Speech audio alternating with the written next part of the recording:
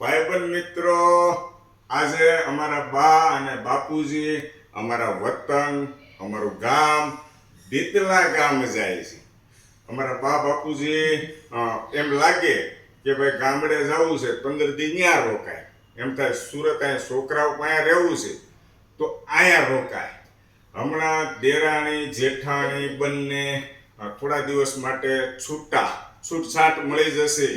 બા અને બાપુજી બંને જાય છે ગામડે. હવે આમાં થાય એવું, અમારા બાને ઓછું ફાવે ત્યાં દીતલા, અને અમારા બાપુજીને બહુ ફાવે, ત્યાં મજા આવે. કે ત્યાં આવડા મોટા મકાન છે, કે ત્યાં કોઈ ન હોય, કે ત્યાં રહેવું જોઈએ. હું તો અહીંથી ના પાડું કે નથી જવું, અહીંયા 2 દીકરા છે અને જ્યાં મજા આવે ત્યાં રહે. પણ અમારા આ બાપુજી છે ને, એ કદાચ અમારા બા સુરત હોય ને તો જો હાથે ભાખરી બનાવી હોય તો હાથે ભાખરી બનાવી નાખે, રોટલો બનાવી નાખે, રોટલી બનાવી નાખે, હું બનાવી નાખે દેરાણી જેઠાણી, શાક ને એ બધું. અને જરૂર પડે તો કપડાય ધોઈ નાખે. કારણ કે હાથે એટલે ટૂંકમાં એને એ ટાઈપનું જીવન ગમે. અને અમે શું કરીએ છીએ, એને મજા આવે એવું કરવા દઈએ. એ એમ કે છોકરાઓ અમારા ગામડે રહેવું, કાંઈ નહીં, જાઓ આનંદ કરો, અહીંયા રહેવું છે અહીંયા આનંદ કરો.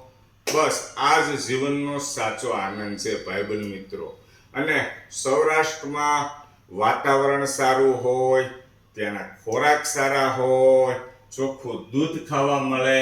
આ તો આપણે અહીંયા બંધાયેલા છીએ, બરાબર કે છોકરાઓ અહીંયા ભણતા હોય. નકર તો અહીંથી બધા હમણાં હું તે બધા અહીંથી તાળું મારીને વિયા જાય. આ બાબતે તમારું શું કહેવું છે? ખરેખર ગામડાનું જીવન કેવું છે? આ બાબતે તમારે શું કહેવું જોઈએ? અહીંયા તો હાય હોય, વ્યાધિ, ચિંતા, ઉપાધિ બધું આવું છે. તમારું શું કહેવું છે? ગામડાનું જીવન કેવું દાદા?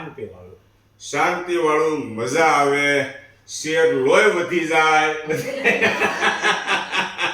તો હમણાં દીતલા ગામમાં ધુબાકા કરો, બીજું હું, બરાબર ને? રામે રામ ભાઈબંધ મિત્રો, રામે રામ.